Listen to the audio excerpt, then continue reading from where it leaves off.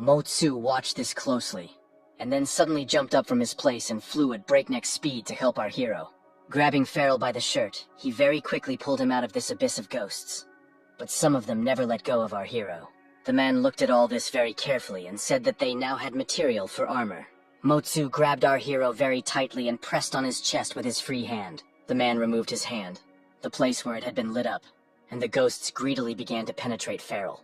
Motsu simply stood over our hero, watched everything that was happening, and had no intention of helping him in any way. Farrell screamed in pain as the ghosts tore him apart, and there were too many of them. The man continued to stand with a serious face, watching our hero's torment, and asked if he felt strength. But Farrell could no longer answer, because the number of ghosts increased, and all this turned into a huge lump. Motsu looked straight into our hero's eyes and informed him that he himself was the key to his armor.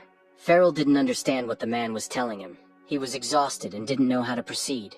Out of nowhere, a sharp flash of light appeared, from which a vibration emanated, and she slowly began to shrink. The man with a serious face said that this light was power, and that only a powerful heart could control it. Looking closely at our hero, he asked if Farrell was ready to accept this unlimited power. But Farrell couldn't answer him. He was enduring the pain that the ghosts were inflicting on him with all his might, and he was clenching his teeth tightly.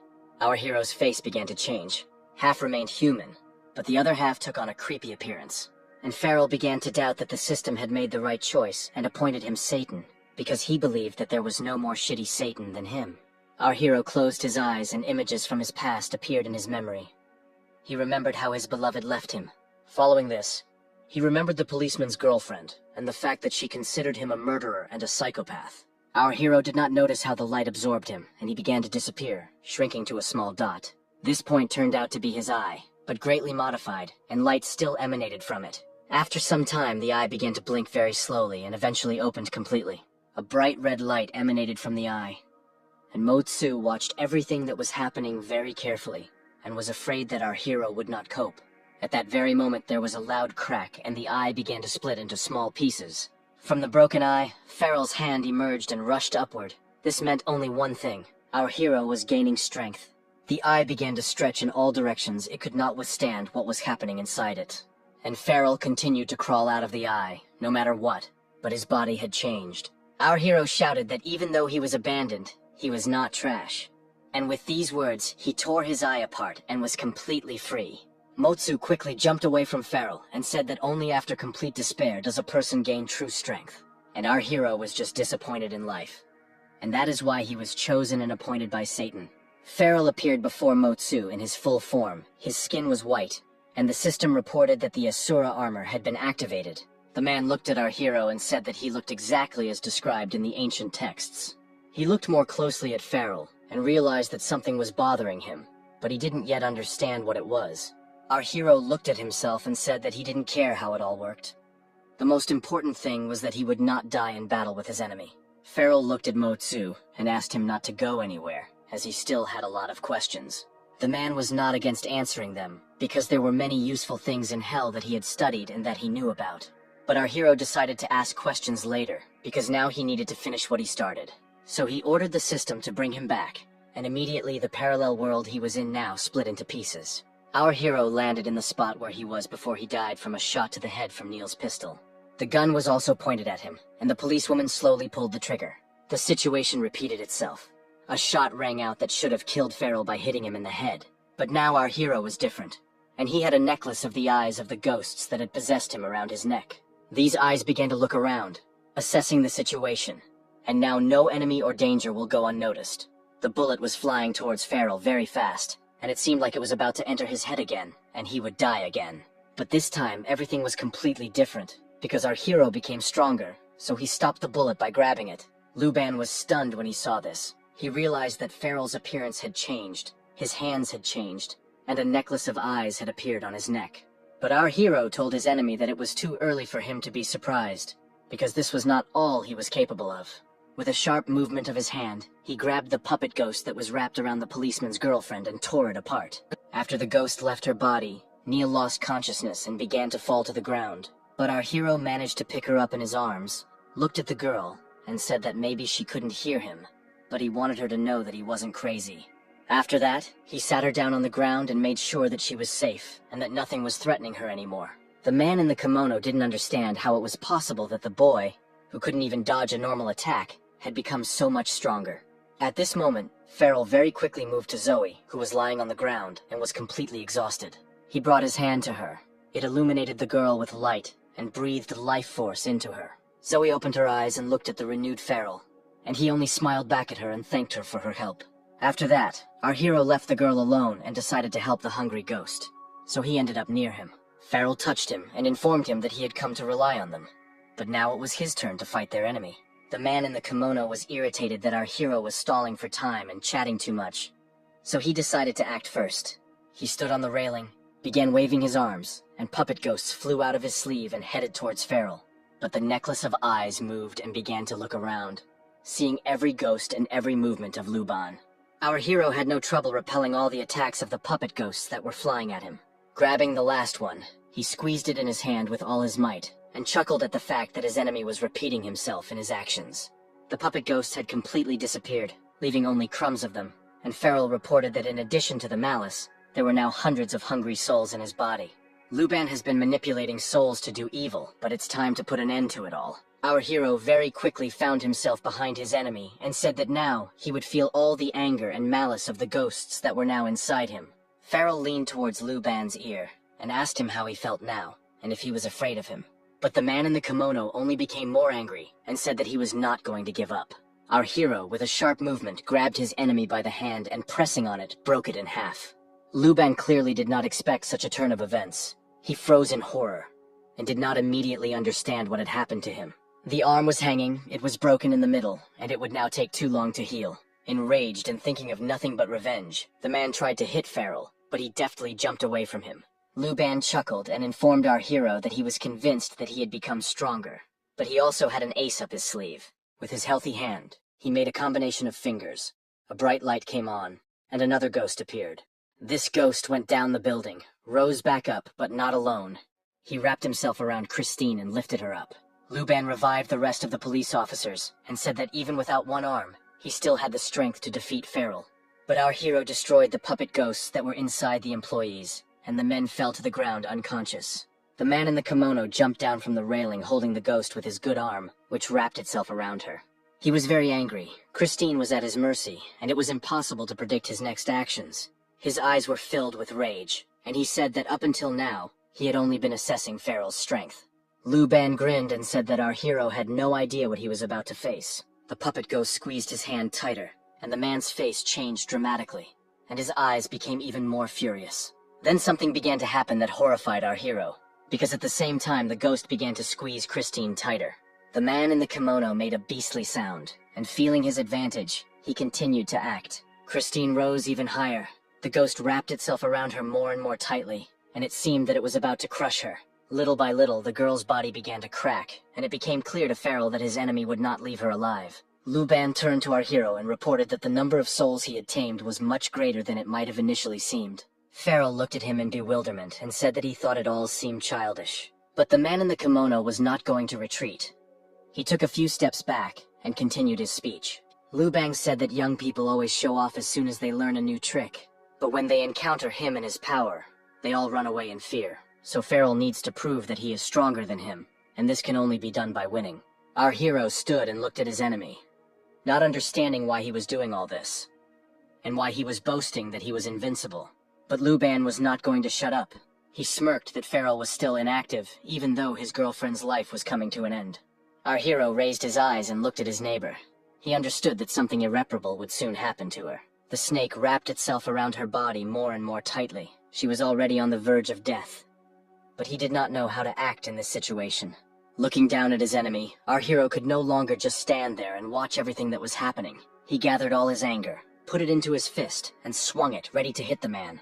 But at the last moment, he was stopped by a strange sound. He heard a crunch, and did not understand what it was. At that moment, Luban set his broken arm. It healed before his eyes and was completely restored. The man in the kimono raised his hand, and said that Christine's spirit was the perfect match for another ghost that he would now possess. He clasped his hands together, and said that it was time to end all of this, and a bright light began to emanate from him. The snake squeezed Christine's body even tighter. Deep cracks formed on her face, and the girl's breathing became barely noticeable. The sky darkened, clouds appeared out of nowhere, and rain began to fall from them. But there was something unusual about it. The drops hit the railing, a hissing sound was heard, and the places they touched began to corrode. A few drops fell on our main character, and he, feeling a burning sensation, began to shake them off. There was a groan. It was Nile. She was also being hit by acid rain, and it was clearly painful for her. Farrell understood that if he didn't do something now, the girl would simply disappear, so he flew towards her at breakneck speed. But then, the hungry ghost decided to help his master, and began to suck in the clouds, and along with them, the acid rain. This gave our main character an advantage. He, without wasting time, ran up and hit his enemy. Luban clearly didn't expect this, so he didn't have time to group himself and felt the full power of our hero. Farrell swung again to finish off his enemy, but he, sensing that he was about to lose the fight, simply disappeared. The ghost that was wrapped around Chris disappeared along with the man, and so she flew down to the ground at a furious speed. Our hero looked up, saw this, and realizing that the girl was about to crash, jumped to catch her. Having caught his neighbor, he began to transform back into a human, and told her that they could finally go home. Our hero headed towards the exit. Holding Christine in his arms, he wanted to quickly bring her to her senses and make sure that she was okay. But then conscience and humanity made him stop, and he glanced to the side. He looked at the policeman's girl who was still lying unconscious, and he couldn't leave her there. Our hero carefully sat Christine down on the ground and asked her to wait a little longer, while he headed towards the Nile. Farrell went down with the girl and sat her down at the entrance to the hospital, hoping that she would receive medical attention there. After some time, Neil regained consciousness, opened her eyes, and frantically began to remember what had happened. When the images of recent events appeared in her memory, she jumped up from her seat and did not understand where the suspect and his partner had gone. Seeing empty handcuffs on her hand, the girl realized that the criminals had escaped again. But she, cursing them, promised herself that they would be caught. Meanwhile, our hero and Christine were already home. But he felt that he was being cursed, and Neil would not calm down until he was behind bars. Farrell's neighbor was lying unconscious in her bed, and it was clear from her expression that she was in very bad shape. Our hero ran around her bed in panic, not knowing what to do, and blaming himself for everything that happened to her. Placing his hand on Christine's head, he wished her a speedy recovery, but the girl began to bleed from her eyes, nose, and mouth. Farrell panicked even more, realizing that this was a very bad sign, and that he might soon lose her. Our hero's eyes filled with tears. He didn't understand what to do or how to help his neighbor. Then the hungry ghost leaned over to Farrell and whispered in his ear that he thought Christine needed to eat something good, and then she would have strength. Our hero began to cry even harder. He could of course try to make her soup, but they had too few ingredients for that. Zoe also leaned towards Farrell, and she had the exact same idea that Ghost had voiced earlier. Our hero became even more upset by this, and said that he didn't have money for food, and even if he had money, he would have sent the girl to the hospital with it. All three heroes were dejected. Their heads hung low, and they did not understand what to do next to help the girl. But then it dawned on Farrell, because he was endowed with power, and he could fix everything. He was Satan, and not just a man. Our hero was very happy, and now he had a plan with which he could not only feed Chris, but also earn money. Farrell immediately moved to a parallel world and found himself near his palace of Satan. Our hero, inspired by his plan, ordered the system to give him the Book of Life and Death. A keyboard appeared in the air, and he began to quickly type on it that he wanted to summon the best chef and the founder of cooking. Everything around lit up, smoke appeared, from which after a while came out the one whom Farrell had summoned. It was a young man who was the god of cooking, and in this situation, our hero's savior, and his name was Yu Yuin. Farrell looked at him carefully, and did not understand why the man looked like that and was dressed so strangely. Then Motsu, who, as it turned out, was still here, looked out from behind Yu Yuin and reported that the man was, in fact, dressed in step with the times. The men greeted each other by shaking hands and introduced themselves, one as a master of cooking, and the other as a master of knowledge and martial arts. Farrell was very angry at this and hit Yu Yuin with all his might, saying that he didn't call him here to show off.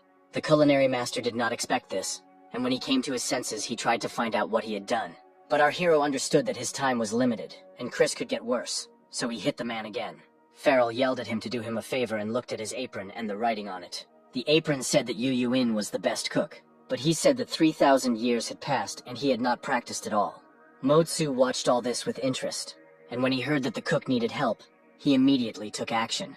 The Master of Knowledge jumped to the side, and in the place where he had stood before, a large scroll appeared.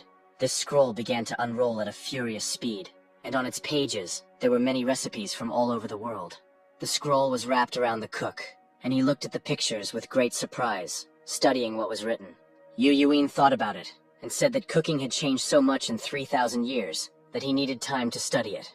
Motsu came up to him, took him by the hand, and told him to stop being modest, because in fact he was sure that the cook had already memorized all the culinary techniques. When asked why he was so sure of this, the Master of Knowledge said that it could not be otherwise, because they were both geniuses. But Farrell clearly didn't like all this, and he hit the cook again, saying that he had called on him not to chat, but to cook the food. Yu Yuin jumped up and, freaking out, asked why our hero kept hitting him and not Motsu, and who Christine was who couldn't wait for her dish. Our hero became more and more angry. He wanted to help the girl faster, so he angrily said that the cook was asking too many questions. Farrell grabbed the cook by the scruff of the neck and dragged him into his world, realizing that he couldn't delay any longer because Christine was only getting worse. Our hero pushed Yu Yuin into the kitchen and ordered him to cook at least something edible. The chef picked up a knife and a frying pan and began to create his culinary masterpiece. The work in the kitchen was in full swing. Yu Yuin moved at breakneck speed, and soon the apartment was filled with the delicious aroma of cooked food. The chef served his first masterpiece, announcing that it was filled with nutritious vegetables and meat. Following the first dish, he served the second, which was no less tasty, looked appetizing, and was called love rice. But Farrell was still not happy, and hit the cook again, saying that the girl would not be able to eat all of it because she was in a coma. Yu Yuin stood up, adjusted his cap, and said that he was sorry, because he was too absorbed in his work, ignoring the patient's condition. It was already evening outside. The sun was starting to set. Our hero went to the window and realized that a lot of time had passed, but the girl still hadn't come to her senses. Half an hour later, the cook finally completed the task and prepared soup for the girl, which she managed to feed, and Farrell was pleased with this. But Yu Yuin, looking at the patient's condition, said that Christine had lost a lot of yan energy, so the soup was not effective in this case. The cook said that they urgently needed to find a place where they could cook chicken over a fire. After all, with the help of the yin spirit, you can restore the yang spirit so that the body can recover, and then the girl can be healed. Without thinking twice, Yu Yuin grabbed our hero by the hand and led him outside to find what they needed. Only he chose a strange path, jumping out of the window, although the cook was not embarrassed by anything about this, because he wanted to quickly prepare an antidote for the girl. Yu Yuin and Farrell were slowly floating through the sky, and then the cook decided to clarify why our hero's girl was so badly hurt. The guy was very embarrassed when he heard this question, and blushing, he replied that Christine was not his girlfriend yet. Continuing on his way, our hero was so inspired by the thought that he and the girl were considered a couple that he didn't even care where they were going. The cook, seeing Farrell's state, grinned and said that the guy should hurry up with winning the girl. But our hero was outraged by these words, and he ordered Yu Yuin to be silent, because he had called him not for chatter, but in order to save Christine. But the cook was not going to shut up and continued, saying that people of Farrell's age who were not married were generally of no use to anyone. He looked at our hero with great disapproval, pointing his finger at him, and added that people don't marry losers. At these words, Farrell became seriously angry and hit the cook on the head with all his might, ordering him to shut up. Yu Yuin's eyes popped out of his head from the force of the blow, and he lost his balance with a cry. Our main character and the cook began to fall down to the ground at breakneck speed, and could do nothing about it. They fell near some building. Both were safe, although the landing was not the softest. Yu Yuin sat up, adjusted his cap, and announced that this place was their destination, the intersection of yin and yang. Farrell began to look around to see where they were, and was surprised to find that the intersection was a simple barbecue restaurant. And then, out of nowhere, two cooks from this cafe appeared. They were surrounded by fire, their eyes were glowing, and our hero did not understand what was happening. Yu Yuin chuckled and said that fire was exactly what they needed now, because it would help in saving the girl. Farrell looked at him with fear, not understanding what the man meant, and for some reason afraid of what was about to happen. And the chef began his fiery speech, saying that when he entered the kitchen, his body, tempered by fire, was completely out of his control. And then something incredible happened, because as soon as Yu Yuin entered the kitchen, it burst into a bright flame. People passing by stopped and froze. They began to watch the cook's actions with great surprise. But this didn't bother the man at all. He continued to cook, and it was clear from his appearance that he was enjoying this activity. A crowd of onlookers suddenly began to gather around the cafe, some following the smell, while others, seeing the fire show, stopped and watched what was happening. Farrell and the two chefs who originally owned the cafe were shocked by the number of people. Yu Yuin finished preparing her dish, which turned out to be chicken, which looked absolutely delicious and smelled just as delicious. But our heroes were noticed not only by ordinary passers-by, because some were attracted by the noise coming from the street. That man was Harris, who stepped out onto the balcony and looked down in surprise at the huge crowd of people. Looking closely and observing what was happening, the man saw a familiar face in the crowd. He was very surprised, and clearly did not expect to see our hero, who was still alive. Harris remembered the first time he saw him, and what he did to Mr. Lilly, Brian, and all his friends. The man adjusted his glasses, not understanding what Farrell was doing here, in his yin-yang exchange place. Taking off his glasses completely, he shouted into the crowd with a grin that he would destroy our hero, but no one heard him. After a short time, which our hero spent with the cook on the way home, the chicken was delivered to Christine, and she, having come to her senses, began to eat it greedily. Farrell, Zoe, and the hungry ghost were shocked by what was happening, and decided that if miracles had a taste, then it definitely tasted like chicken. Our hero turned his head to the side and saw the ghost drooling, forming a large puddle on the floor. Yu Yuin looked at all this with a grin, and said that his cooking is always liked by everyone, even ghosts. Meanwhile, Christine ate the whole chicken and looked at Farrell, and said she wanted more. And the chef, who was standing nearby and was pleased with his work, said that he was so professional that his food could revive even the dead. But our hero got tired of watching Yu Yuin's self-admiration, and he kicked him and ordered him to cook this wonderful chicken for them all, and as much as possible. While Farrell was distracted by the conversation with the chef, Christine decided to get out of bed, despite the fact that her strength had not fully recovered. She quietly approached our hero and, unexpectedly for him, hugged him around the waist, thanking him for not abandoning her in trouble. Christine did not let him go, saying that the guy should help her meet her parents. But then the girl suddenly fell silent and began to cry. Farrell clearly didn't expect the girl to come to her senses so quickly and turned around to look at her. Christine repeated her request, saying that she wanted him to help her meet her parents. She then went on to say that she saw her neighbor transform and defeat their enemy. She knew that it was he who saved her, and she understood that he had some kind of power. Therefore, Christine had no doubt that he would be able to fulfill her request. The girl looked away and told Farrell that he had become different.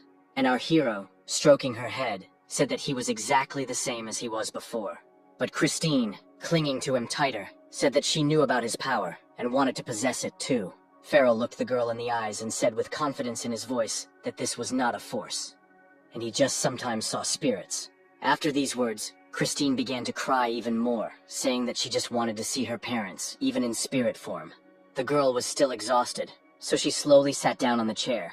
Farrell handed her a handkerchief, and she said that the last time she saw them was when she was a child. One day, her parents came to her room and said that they were going on an expedition to search for the dragon's tooth. They had dreamed of finding him their whole lives, and after her brother gave them his approximate location, they went there. They left together with their brother, and Christine never saw them again, and did not receive any news from them. After her parents and brother disappeared, the girl was sent to an orphanage, where she grew up. And that's why she decided to become a video blogger, hoping that her parents and brother would be able to see her. Everyone in the shelter said that her relatives were dead, but she didn't believe them. And burying her face in Farrell, she said that she really hoped to meet them at least once more. She looked at the man, and of course he could not refuse her request. Christine stood up from her chair abruptly, although it was difficult for her, and said that she wanted to go searching with her neighbor. Farrell, realizing that he would not take her with him, decided to tell her about it. But unexpectedly for him, the girl hit him sharply, saying that she didn't even want to hear about it. Our hero did not understand where the girl got her powers from, and why she reacted that way to his words. But then Christine suddenly closed her eyes, began to lose consciousness, and fall to the floor. Farrell managed to catch her and realized that she needed rest to fully recover. The man sat the girl down in a chair and decided that while she was resting, he would find out what happened to her parents. Our hero went to a parallel world to the system and summoned the Book of Life and Death. He quickly began typing on the keyboard that he wanted to call Christine's parents. But the system responded to him that no matches were found for this request. Farrell couldn't understand how it could be that there was no record of them in the book. But then Mo-tsu came to his aid, saying that this was all because our hero had not indicated the names of his parents, and the inscription that he is simply calling the girl's parents won't work. Then Yu Yuin appeared and said that perhaps he could help Farrell with something, at which our hero got angry and shouted at the cook that he shouldn't be there at all, because he was busy cooking chicken. But the man, turning to Mo-tsu, said that he had Christine's saliva, and that her parents could be found through DNA. A second screen of the system appeared in front of the Master of Knowledge, and Farrell did not understand how it was possible to call it up without his help. But Motsu explained that this was not the same system, but a duplicate of it that he had made himself. And then the man, pointing at the screen, very happily announced that he had managed to find his parents. Yu Yuin approached our hero and said that the girl's parents were in the place where they were cooking chicken.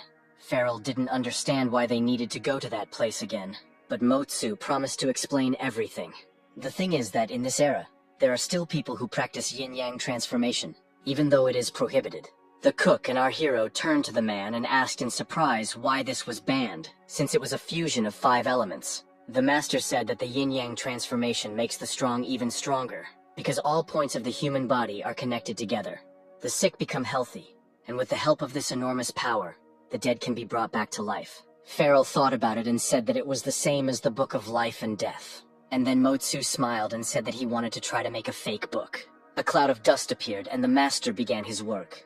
The sound of the hammer could be heard. After some time, Motsu showed a keyboard that looked exactly like the Notebook of Life and Death. The master began to quickly type something, and everyone froze in anticipation of what would happen next. But then it became clear that something had gone wrong, because the keyboard was covered in cracks. It shattered into small pieces that hit Motsu in the face, and the system began to make strange sounds. A warning sign appeared on the screen and everything around lit up red.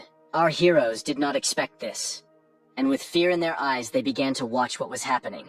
A warning message appeared on the screen, telling everyone to behave well and not make any more duplicates. Farrell grinned and said that he was glad, because no one else could access the Book of Life and Death. After this, our hero announced that he was ready to go to the place of yin-yang and sort it all out. The cook, afraid that Farrell would take him with him, said that he could only cook, and that was all. And all the adventures are absolutely not his specialty, and he may not cope. Motsu seemed to go crazy at this point, and began to say that he would try to duplicate the system again.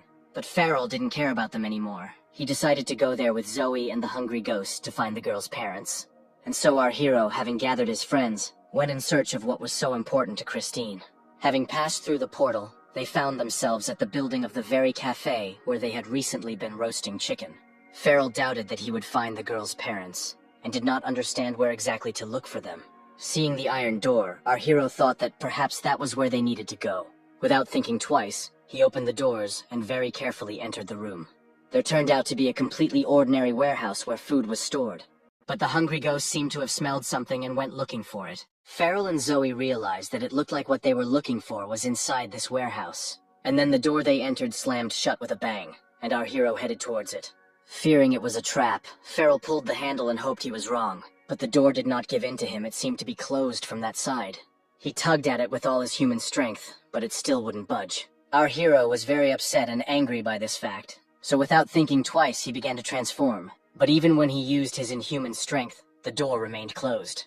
And then the pen ended up in Farrell's hands, and he realized that he still had poor control over his strength. The Hungry Ghost sensed something, and began to quickly push the boxes aside. There was a small hole under the boxes, from which a bright light came out. Suddenly a light burst out, hitting the Hungry Ghost, and it fell down dead. The light was so bright that it began to penetrate into the room, and the hole began to grow with it. Zoe screamed at Farrell to stay away from the hole, but he didn't listen to her, because the Hungry Ghost needed help. Here our hero's attention finally switched to a bright flash, and he saw something terrible. The floor throughout the room became cracked and began to move apart. Light penetrated into the room, and the hole grew larger and larger. Zoe screamed and flew to the side. She was seriously scared for her owner. It was not just light, but some kind of force that broke through to the outside. The flash was so strong that it pierced the roof of the building, illuminating the entire city. Zoe looked up in fear, afraid to imagine what had happened to Farrell. But then our main character emerged from the cloud of smoke, holding the Hungry Ghost on his shoulder. Farrell was in his Asura armor, and it saved him, but his friend never came to his senses. Suddenly a strange sound was heard, and our hero did not immediately understand what was happening. Right before our eyes, the Hungry Ghost's wound began to heal rapidly. Our hero, seeing this, was very happy, and did not notice how he began to transform back. Zoe reported that the Hungry Ghost is recovering by absorbing the spirits of Asura's armor, and the girl realized that if he was not stopped, Farrell would remain completely unprotected. There, by the time the Hungry Ghost had almost completely healed, only a small hole remained in his head. But our hero didn't care about the armor. The most important thing for him was that his friend remained alive. Seeing that the ghost was completely healed, Farrell began to laugh loudly with happiness. But the adventures did not end there, and the ground under our hero's feet began to crack. Remembering the light and fearing what awaited them next, Farrell looked down in horror. A huge hole appeared in the floor, and our hero stumbled and fell into it. He flew down several meters, still holding the hungry ghost on his shoulder. A new bright flash of light almost hit our hero, but he managed to dodge. Landing on the ground, he saw in front of him the man who controlled this light. The hungry ghost hit his head on Farrell, and slowly began to come to his senses. Zoe followed our hero and saw a man with a huge bow, who had another light arrow in his hands. The arrow was released and flew towards Farrell at breakneck speed. Our heroes clearly did not expect this, and were frightened and did not understand what to do. Farrell and Zoe dodged, and the arrow spun and flew into the wall, creating a hole there. The girl said she recognized the man as Harris, the advisor they had seen in Mr. Lily's office. Our hero also remembered him and decided to turn around to take a closer look at the enemy. Zoe warned Farrell to be careful, because Harris is collecting ghosts of all levels in the city, and he is very powerful. The girl remembered that she had already met him a long time ago, and that he had the power of ghostly control, which frightened her. Our hero got very angry and decided to act, so he ran at full speed towards Harris. Zoe was very scared of this, because she understood that our hero was not as strong as his opponent. Suddenly, a double of Harris appeared, with exactly the same bow, and Farrell didn't know what to do. Our hero could not distinguish between the real enemy and his copy. Farrell watched very carefully, afraid to miss the next wave of light. And Harris and his double suddenly fired their arrows, which headed towards our heroes. One of the arrows hit Farrell directly and pierced his armor, creating a hole in it. Zoe was very afraid for her master because she could not allow him to die. The girl flew towards Farrell as fast as she could, hoping that she could save him. But she completely forgot about caution, and another arrow flew through her chest. Our hero, who came to his senses, saw the girl fall to the ground. Farrell sat up and told Harris that he was there to find Christine's parents, and he didn't want to fight. But now he will have to act, because he is very angry. Here, from the necklace that was on our hero's neck, the eye of one of the ghosts separated. This eye began to slowly melt, and black liquid began to flow out of it. This liquid dripped onto Farrell's body and slowly flowed down to the place where the wound was. The wound filled up, began to hiss and slowly heal, thereby giving our hero strength. And now he stood there, completely healed, and ready to rush into battle. Farrell gathered all his strength and was determined to destroy the enemy. Our hero pushed off the ground so hard that it cracked in that spot. Farrell jumped and flew towards Harris, his armored arm thrust forward. The hand passed through his enemy along with our hero, but he did not make a sound. As Farrell landed, he looked towards Harris, but there was only a cloud of dust. Our hero remembered that 2 arrows were fired at him, but only one pierced the armor. At this time, the enemy again pulled the bowstring and prepared a new arrow to launch. And Farrell realized that Harris had simply cloned himself and created a dummy that had just been destroyed. So, without wasting any time, he picked up speed again and jumped towards his enemy. Our hero found himself behind Harris and reached out his hand to try to grab him. But then something went wrong and the enemy simply disappeared, leaving behind only a glow. Farrell began looking for the man, but did not understand where exactly he was. There was a sharp flash of light, which came from nowhere. Harris did this, and what happened was something no one expected, because he created a large number of clones of himself. Our hero was shot at by a huge number of arrows, and he did not understand which of them was real. Farrell began to dodge all the arrows flying at him and did not know how to act next. Jumping to the side and landing on the ground, he felt that part of his armor was missing. Next to our hero was the hungry ghost, who had come to his senses. Farrell covered his face with his hands and saw that there was very little armor left. Our hero did not understand where she disappeared to, because he was not wounded, and not a single arrow passed through him. Farrell turned around and noticed a hungry ghost sucking into his armor. Our hero looked at his hand and saw that it had become completely human. Realizing that he no longer had the power he once had, Farrell didn't know what to do now. But then the hungry ghost, who had eaten his fill and gained strength, began to get up. His body began to hiss, and some strange changes began to happen to him. A puff of smoke appeared, and after a few seconds, the silhouette of a man was visible in it. When the smoke cleared, the hungry ghost had disappeared somewhere, and in his place sat a child with his back turned. The boy turned his head, looked and smiled, but Farrell didn't understand who it was. It was the reincarnated hungry ghost, who had become a man, and was looking at our hero with great joy. The child quickly ran towards Farrell, screaming with joy, and tried to hug him. But then the boy's attention switched, because he saw a bright flash of light. The hungry ghost said that he was very angry because Harris hurt his master. Having taken out some chains from somewhere, the child began to untwist them with a sharp movement of his hand, and shouted to the enemy that he was ready to take revenge. The chains moved towards Harris, ready to strike him. Hungry Ghost grabbed the bow, pulled it towards himself, and tore it from the enemy's hands. The next step was that the chain began to wrap around all the clones, Harris. The doubles began to move closer to each other, and the chain continued to surround them. The Hungry Ghost handled his weapon very skillfully, and put all his anger into it. After a while, Harris's doubles were completely drawn to him and disappeared. The enemy stood alone and was completely immobilized, as the chain restricted his movements. But this was not enough for the Hungry Ghost. He wanted to destroy Harris. Farrell clearly didn't expect that his servant now had such power, and looked at him in surprise. Noticing this, the Hungry Ghost stopped and turned to his master. The child was so happy to see our hero that he immediately ran to him and rushed to hug him. The boy looked at Farrell with love, adoration, and was grateful that he made him human. Taking advantage of the moment, Harris disappeared, thereby clearing the way, and the Hungry Ghost pointed this out. Here, the rest of Asura's armor that our hero had fell to the ground with a crash. The child did not expect this, and realizing that his owner was left without protection, he screamed. The Hungry Ghost fell to his knees and began to beg Farrell for forgiveness, because he understood that this was entirely his fault. The boy cried and explained that he was very scared and did not notice how he ate all the energy contained in the armor. Our hero was not angry, but noted to himself that he needed time to get used to his friend's new appearance. Zoe, who was nearby, also thought that she had a hard time taking the Hungry Ghost seriously in his guise. Then Farrell looked at the girl and told her that something had happened to her clothes. Zoe lowered her eyes and abruptly covered her body with her hands, because she was almost naked. Our hero looked at his hand and saw the remains of his armor on it. And Farrell thought that since his power could change the Hungry Ghost, it would help Zoe get her clothes back. Pointing his hand towards the girl, he saw that her clothes were starting to appear on her again. Our hero was glad that it worked and that he spent some of his armor to help Zoe. Then the room they were in suddenly shook, as if an earthquake had started. Farrell didn't understand what had happened and was afraid to imagine what awaited them next. But the Hungry Ghost, with an unperturbed expression on his face, told his master not to worry, because he would run away and check everything. The child ran away, and Zoe said that they needed to be on guard because the shaking could be related to Harris, and he could attack. Farrell understood that the one that the Hungry Ghost had caught was not the true body of their enemy, but only one of the illusions. Our hero and the girl looked in the direction where the boy ran and thought that they needed to keep an eye on him, otherwise he would lose control again. Then the voice of the Hungry Ghost was heard, who said that he had found something interesting. There was a noise in the darkness, as if someone had moved part of the wall, and then a huge cloud of dust appeared.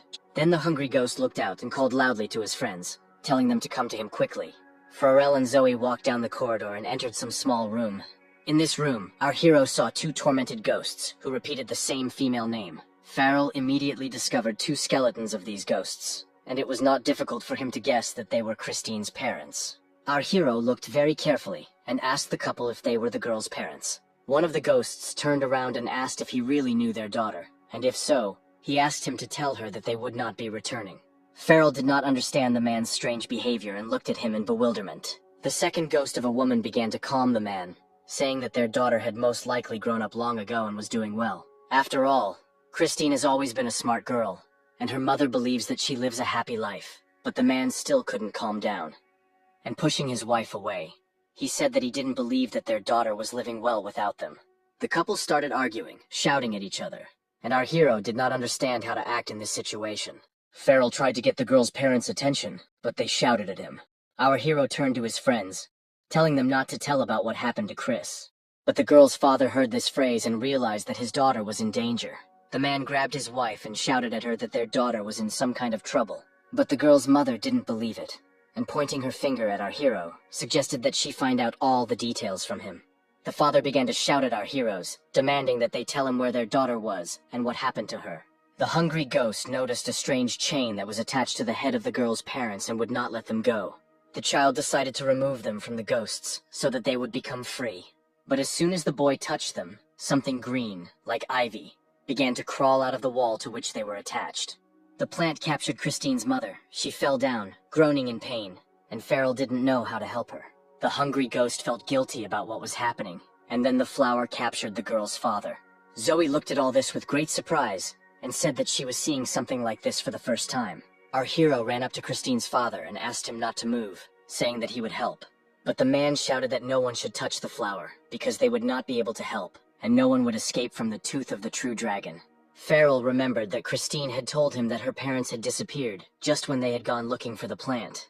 The girl's father said he was glad to meet his daughter's friend, and hear that she was doing well. But our hero couldn't give up so easily, so he decided to fight the plant. Zoe and the hungry ghost, realizing that if their master touched the flower now, he would die, began to scream.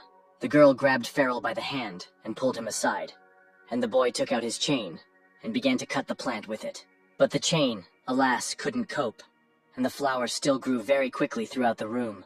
Our heroes retreated back and left the room, and at this time the plant had already completely absorbed Christine's parents. Farrell rushed forward again, shouting that he had to save the man and the woman, because he had promised the girl. But Zoe and the hungry ghost held him back, saying that they first needed to figure out what they were dealing with.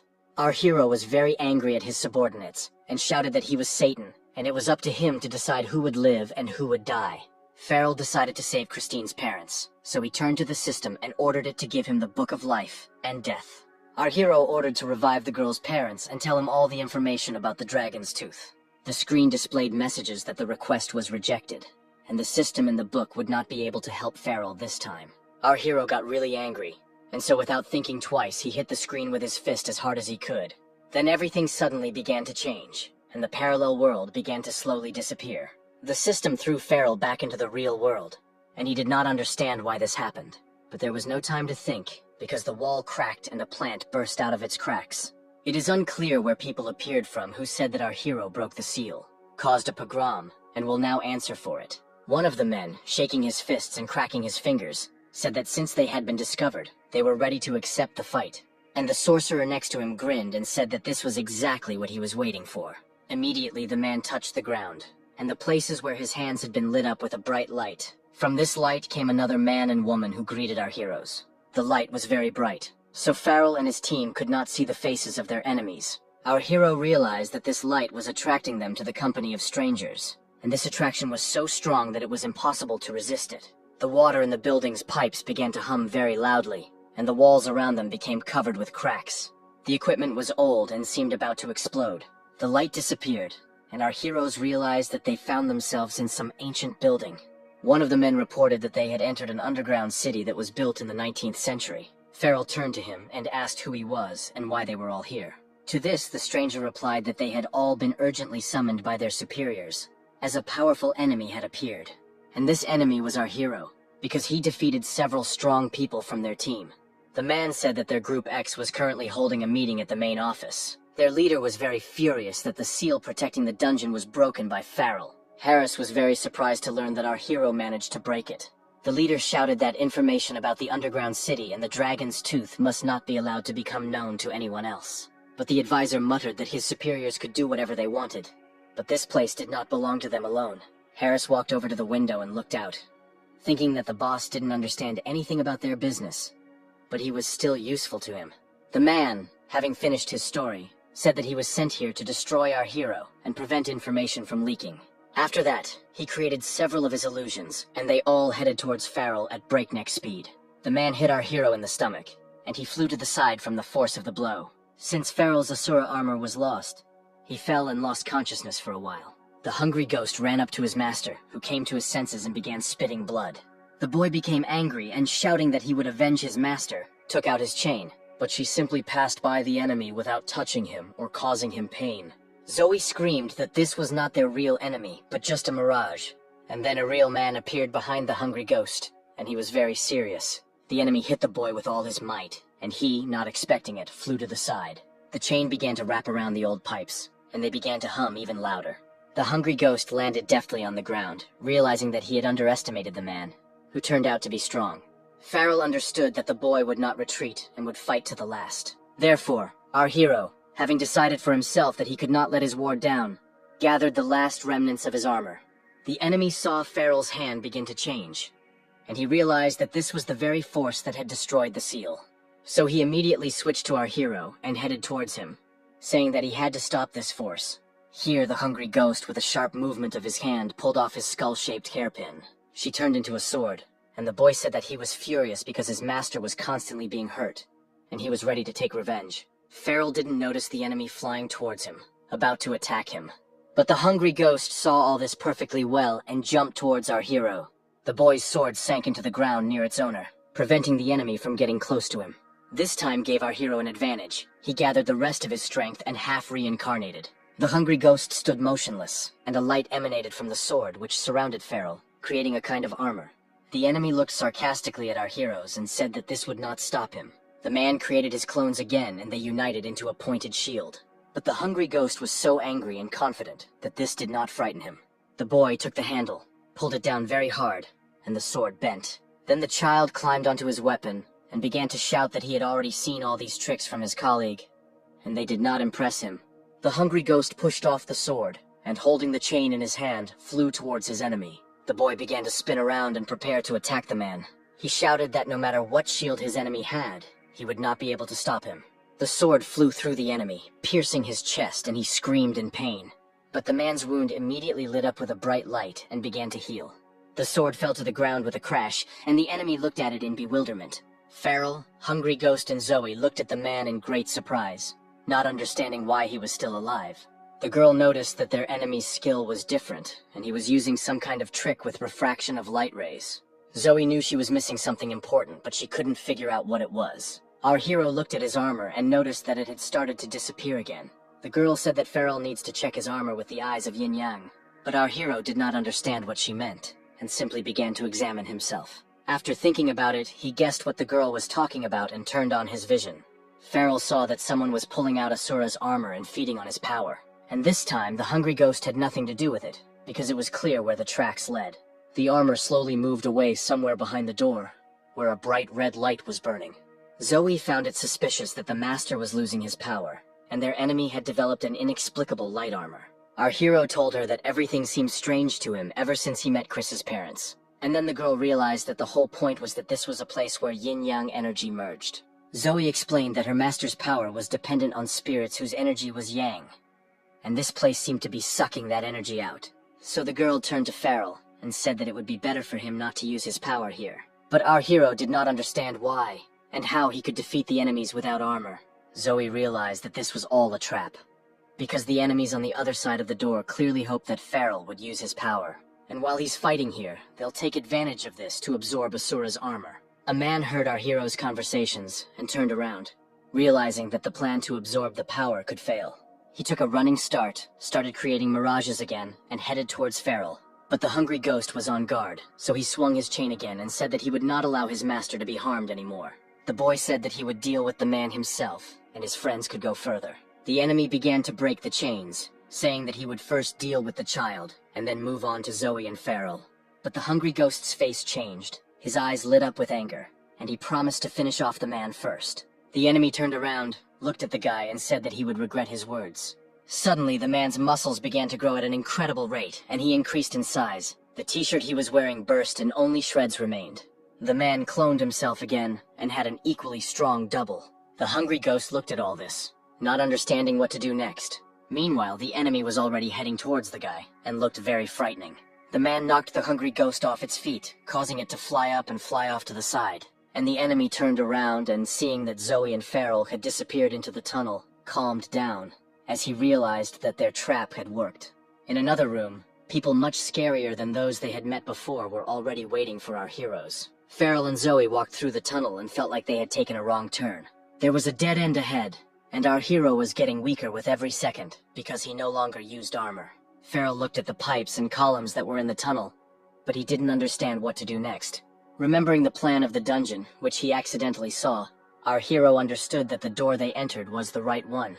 And then he noticed that one of the columns was slightly different from the other three. Farrell started to touch this column, but Zoe was very wary of it all. And then a crack appeared in the stone, from which a bright light came out, like from Harris's arrows. Our hero remembered what was in the closet and shouted at Zoe to move away. Here Farrell quickly removed his hand, and also began to carefully step back. The column hissed sharply, began to move, and in the middle of it there was a door. Our hero happily told Zoe that this was the way out, but she replied that she found it all too suspicious. Farrell realized that they simply had no other choice, and called the girl to follow him. Suddenly, our hero's strength left him, and he stopped to catch his breath. Zoe realized that her owner needed help. She couldn't leave him alone, and so she went after him. Meanwhile, The hungry ghost took his chains and very quickly attached them to the door to the tunnel. The gears started to turn, and with a roar the tunnel was closed, so that the enemy would not go after Farrell. The man stopped because he did not expect that the boy survived. The enemy looked towards the hungry ghost, asking in surprise how he survived his blow. But the boy was serious and said that he could not do otherwise, because he promised to avenge his master. The hungry ghost reached for his broken sword and took it in his hands. The boy said that if his enemy really thought he was dead, then why didn't he lower his defenses? Because the simple fact is that when man was faced with imminent danger, he instinctively knew that he would not win. And now that the hungry ghost has ensured that his master has escaped the threat, he can act. After all, the guy doesn't want to be scolded again for eating something extra. But ever since the hungry ghost took on human form, he's been hungry as hell. So the guy decided not to waste any more time, and taking his sword with both hands, he began to increase its size. After this, the sword changed shape, turning into a huge and very sharp scythe, and so the hungry ghost, who was very serious about the fight, looked closely at his enemy. He attached his chains to the scythe, thereby increasing its strength and power. Taking the scythe along with the chain, the boy began to quickly spin it around himself. And after that, he turned to his enemy, informing him that he would now happily eat his delicious soul.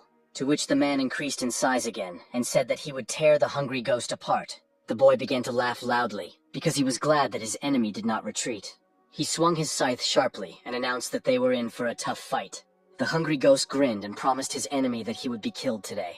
But the man looked at him very seriously, and said that he would punish the guy for his insolence. The enemy bared his teeth and, pushing off the ground, flew towards the boy. But the hungry ghost stood motionless, only the chain swirling around him. Meanwhile, in the tunnel corridor, gears began to turn and another door began to open. A cloud of dust appeared after it opened, but Farrell and Zoe headed in that direction. Looking out the door, the girl said that she was worried that they had left the hungry ghost behind. In the room our heroes entered, someone was waiting for them. It was a man who began to threaten them from the doorway. Zoe and Farrell looked at him very carefully and with anger in their eyes. The man stood on the balcony with the girl, and was angry that our heroes could not be stopped by a man named Hideus. Our hero pointed his finger at him and shouted that now, just as unsuccessfully, the stranger could try to stop him. The man started shaking his head and said that he thought Farrell was just a piece of shit and that he had caused them a lot of trouble. Our hero looked closely at his enemy and recognized in him the one with whom his beloved Rachel had left. Farrell was glad that he would finally get his revenge, so he immediately turned on his armor and looked at his enemy with a grin. But the man waved his hands and said that he himself was against violence and would not fight. But he has a ward who wants to fight our hero. This girl stood next to the man and looked very carefully at Farrell. Suddenly she jumped sharply onto the railing and, pushing off, flew down. Landing in front of our hero, the girl stood motionless but ready to fight, and the man began to leave the room, wishing Farrell good luck in his fight with the girl named Gandharvas. Our hero couldn't miss his enemy, and so he ran towards him at full speed. But then the girl decided to stop him and jumped to block the road. She then kicked Farrell with a sharp movement of her leg, sending him flying to the side. Our hero stood on the ground, and from the force of his landing, the floor beneath him became covered in cracks. Farrell was very angry, as he was prevented from taking revenge, and he looked very closely at the girl. Our hero understood that although he did not want to fight the girl, he simply had no choice. He picked up speed and jumped towards her, putting all his anger into his blow. But then Farrell's hand stopped in front of her face, because she reminded him of someone familiar. Our hero looked very carefully at Gandharvas's face and saw familiar eyes. Farrell jumped back from the girl, because he did not expect what he saw. Zoe looked at him very carefully, and our hero looked at his enemy in bewilderment. After all, standing in front of him was his beloved Rachel, and he didn't understand how this was possible. Zoe asked Farrell who the girl was, and he replied that she was his ex, whom he didn't expect to see here. But then, our hero remembered how she left him, and anger took hold of him again, so he was ready to fight. Zoe said that she would deal with her herself, because it would be more difficult for him to kill her, and people will laugh if he fights with a woman, but she will handle it without any problems. Farrell was glad that Zoe took it upon herself, because it was really hard for him to fight Rachel. The girls immediately began to fight, and our hero did not waste time and went in search of a man. Meanwhile, the hungry ghost wrapped his chain around Hideus and knocked him to the ground. The man looked at the guy and did not understand how he overcame him, because it was impossible. But the hungry ghost only smirked, because he knew that the man had simply overestimated himself. After this, the boy jumped off his opponent and told him that in fact, the man was not that strong. Grinning, the hungry ghost reported that he had met stronger enemies, After these words, the boy grabbed Hideus by the face and said that now it was time to have a snack. The man began to scream in pain as his face and body began to shrink. The hungry ghost opened its mouth and began to greedily absorb Hideus's soul. The boy was hungry as always, so nothing could distract him from his meal. When he had completely absorbed the soul of his enemy, he smiled, for he had eaten and avenged his master. After this, the hungry ghost placed his scythe on his shoulder, removed the chain from his body, and went in search of Farrell. Hideus's body, which had no soul, remained lying on the ground. Meanwhile, Zoe and Rachel stood opposite each other, waiting to see who would attack first. But the enemy stood motionless, which puzzled the girl. At this point, Zoe couldn't take it anymore and flew towards Rachel, hoping to catch her off guard. Having struck the first blow, the girl did not expect that her opponent was stronger than she thought. The force of the blow sent Zoe flying back several meters, but she was unharmed and not even injured. The girl was very angry, and realizing that she had underestimated her opponent, she was even more serious.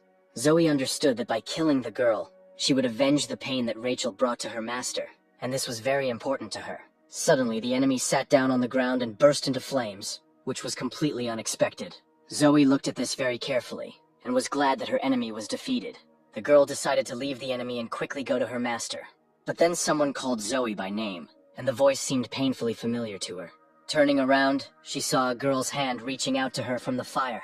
Zoe couldn't believe her eyes, because it wasn't Rachel there anymore, but a very close person.